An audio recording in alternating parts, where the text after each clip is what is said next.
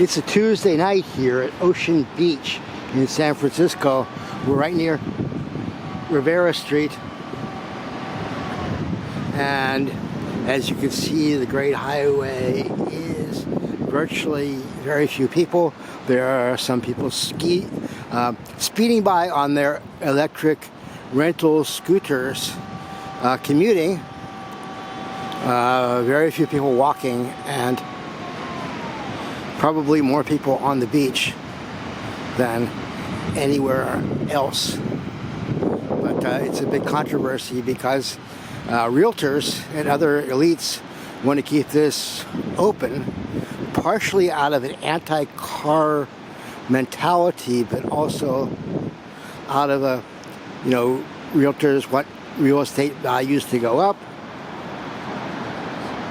and the bicyclists have an ideology where there shouldn't be any cars at all, but at the same time they believe every single person should be riding a bike, which isn't very practical for many people.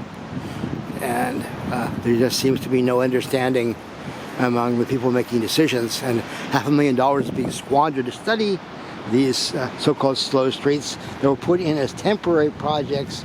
And as usual, temporary or pilot means permanent in San Francisco, and they've been using cover of COVID for the shock doctrine to put in all sorts of really bad things and eliminating regulations in neighborhoods and making life worse generally for everybody except elites that own nightclubs, that own property, that want to sell property on so-called slow streets, and that'll be a way of raising property values.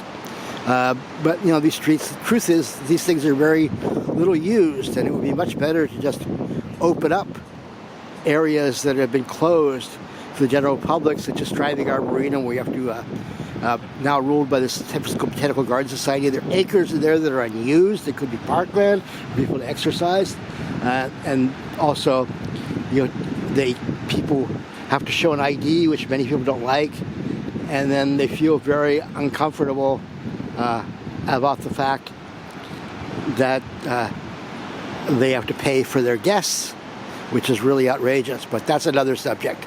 That's generally how things are done here. Rich people, realtors, that are people who think they're better than everybody else. They made money somehow. They decide we need this, and we have no voice. And in this instance, a lot of ordinary working people need this road, and it's putting traffic on other roads, which is really, really unfair for people, for those people, even though it's great for people like me who enjoy walking around the deserted highway, of course. But it's totally